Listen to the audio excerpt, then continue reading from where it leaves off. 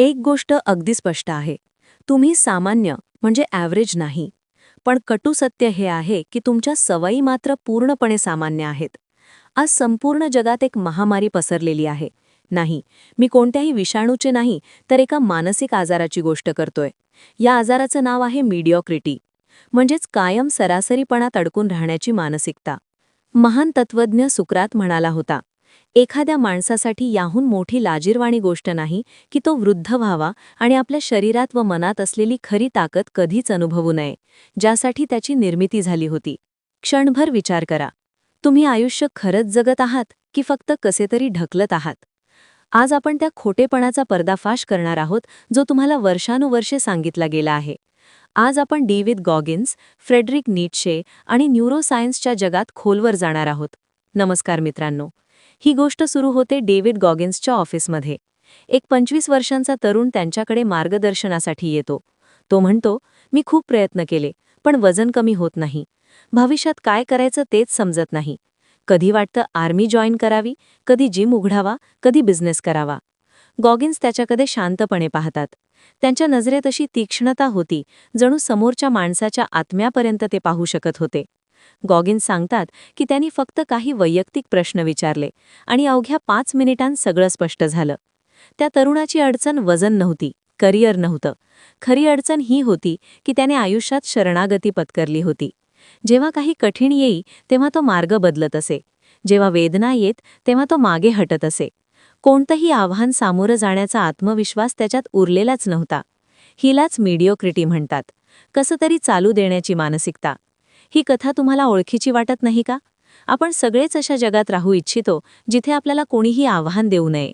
विद्यार्थ्यांना नेहमी काय सांगितलं जातं? फक्त पास होणे इतकंच अभ्यास कर, शांत आरामाची नोकरी शोध. आपण आरामालाच देव मानलं आहे. पण मानसशास्त्रात एक संकल्पना आहे, फ्रॉग ब्रेन बायस. आपल्या मेंदूचा जुना भाग, लिम्बिक सिस्टम, महान बनण्यासाठी तयार केलेला नाही.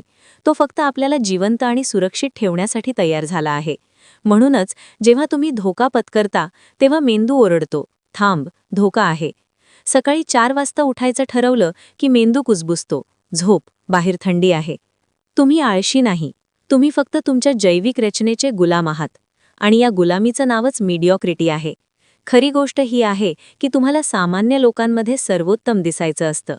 म्हणूनच तुम्ही स्वतःभोवती कमकुवत लोक जमा करता, जेणेकरून तुमचा अहंकार सुरक्षित राहील. पण नीट्शे म्हणतो, बिकम हू यू आर. तू जो आहेस तो हो. आणि तू खरोखर कोण आहेस हे आरामाच्या मखमलीत नाही, तर संघर्षाच्या आगीतच सापडतं.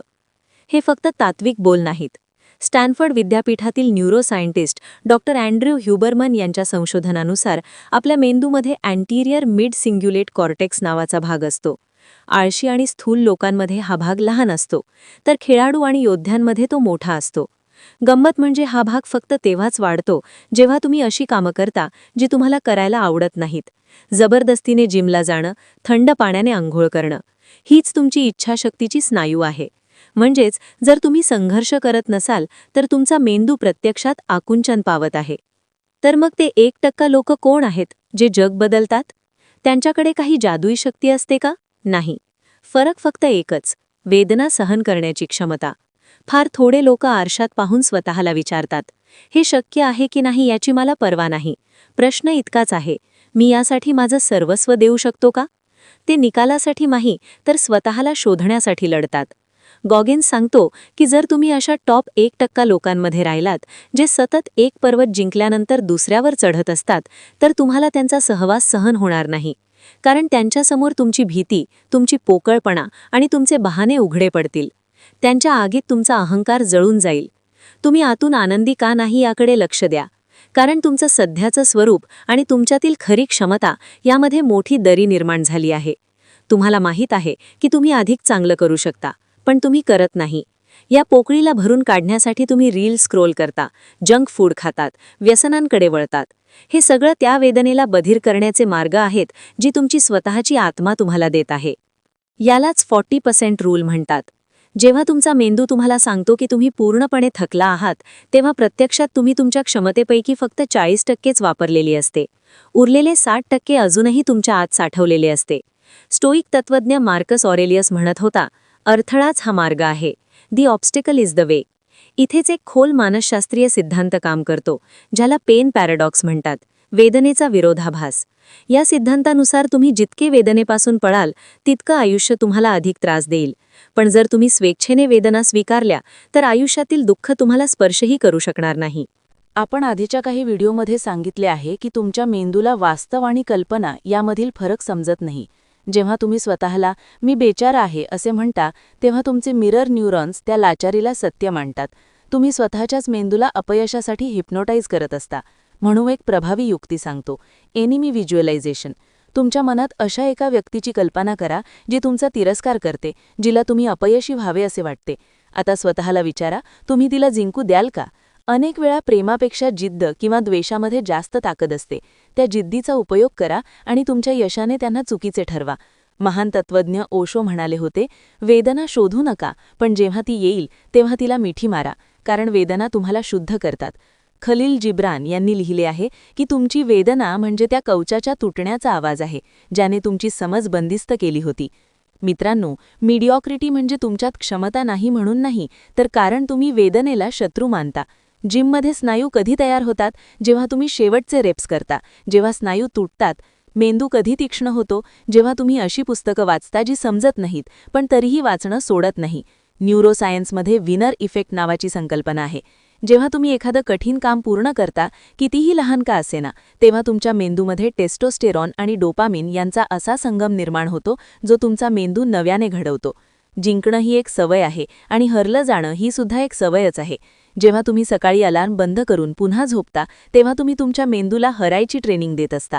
आता प्रश्न असा आहे की या चक्रव्यूहातून बाहेर कसं पडायचं? तुम्हाला वाटतं का तुम्हाला मोटिवेशनची गरज आहे? गॉगिन्स म्हणतो, मोटिवेशन म्हणजे तचरा. मोटिवेशन पेट्रोलसारखं असतं, जळून संपतं.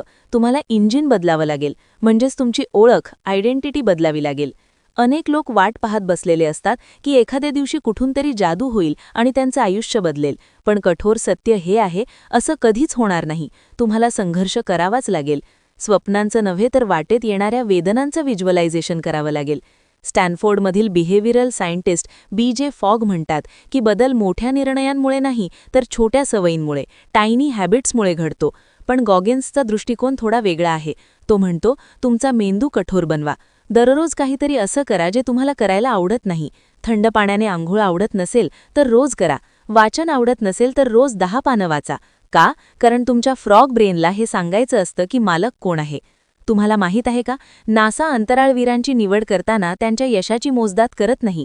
ते पाहतात की अपयशातून ते कसे सावरले. त्यांना टॅलेंट नाही तर ग्रेट म्हणजेच चिकाटी हवी असते. आता मी तुम्हाला एक गोष्ट अतिशय लक्ष देऊन ऐकायला सांगतो. हा व्हिडिओ संपणार आहे, पण तुमची खरी लढाई आता सुरू होणार आहे.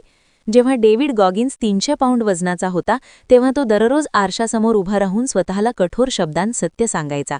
तो याला अकाउंटेबिलिटी मिरर म्हणायचा. तो स्वतःला खोटं सांगायचं नाही की मी ठीक आहे. तो म्हणायचा, तू जाड आहेस, तू आळशी आहेस आणि तू तुझं आयुष्य वाया घालवत आहेस. आज रात्री तुम्हालाही हेच करायचं आहे. स्वतःशी गोड खोटं बोलणं थांबवा. सेल्फ लव्हच्या नावाखाली स्वतःची फसवणूक करू नका. खऱ्या अर्थाने स्वतःवर प्रेम करणं म्हणजे स्वतःला सरासरीपणात कुजायला न देणं. इथे 3 पायऱ्या आहेत ज्या आजपासून तुम्हाला पाळायच्या आहेत. पहिली, हेल येस ऑर नो रूल. एखादं ध्येय तुम्हाला घाबरवत नसेल, अंगावर काटा आणत नसेल तर ते खूपच लहान आहे. सुरक्षित खेळ थांबवा. दुसरी, 40% पुश. उद्या काम करताना दमलात, मन म्हणालं बस झालं, तेव्हा लक्षात ठेवा हे फक्त 40% आहे. अजून 5 मिनिटं करा, अजून 1 पान वाचा. ते 1 पानच तुम्हाला गर्दीपासून वेगळं करेल. तिसरी, विक्टिम मेंटॅलिटी मारून टाका. माझ्यासोबत वाईट झालं, माझ्याकडे पैसे नाहीत, माझा बॅकग्राऊंड खराब आहे, या सगळ्या कथा कचऱ्यात फेका. तुमच्या समस्या तुमच्या आहेत आणि त्यांचं उत्तरही तुम्हीच आहात. 1960च्या दशकात वैज्ञानिक जॉन कॅल्हून यांनी युनिवर्स 25 नावाचा एक भयानक प्रयोग केला. त्यांनी उंदरांसाठी स्वर्ग निर्माण केला. अमर्याद अन्न, पाणी, कोणतेही शत्रू नाहीत, आजार नाहीत, सर्व काही परिपूर्ण होतं. पण काही काळातच उंदीर आळशी झाले, एकमेकांशी भांडू लागले, मातांनी पिल्लांना सोडून दिलं आणि शेवटी सगळे मेले. आरामाने त्यांना मारलं. विज्ञानाने सिद्ध केलं आहे की संघर्षाशिवाय मेंदू आणि समाज दोन्ही कुजतात. आणि आज तुम्हीही त्याच युनिवर्स 25 मध्ये जगत आहात. तुमचा सोफा, नेटफ्लिक्स आणि सोयीसुविधा हळूहळू तुमच्या मेंदूचा खून करत आहेत. सरासरी राहून तुम्ही कधीच आनंदी राहू शकणार नाही, कारण माणसाची आत्मा विस्तार शोधते. आराम तुम्हाला मृत्यूकडे नेतो, तर संघर्ष तुम्हाला जीवन देतो. लक्षात ठेवा, एक दिवस सगळं संपेल. तुमच्या शेवटच्या क्षणी तुमच्यासमोर 2 व्यक्ती उभ्या असतील. एक जो तुम्ही बनलात आणि दुसरा जो तुम्ही बनू शकला असता. जर या दोघांमध्ये प्रचंड अंतर असेल तर तो खरा नरक असेल. पण जर दोघे एकसारखे असतील, जर तुम्ही तुमची पूर्ण क्षमता वापरली असेल तर तो स्वर्ग असेल. निवड तुमची आहे.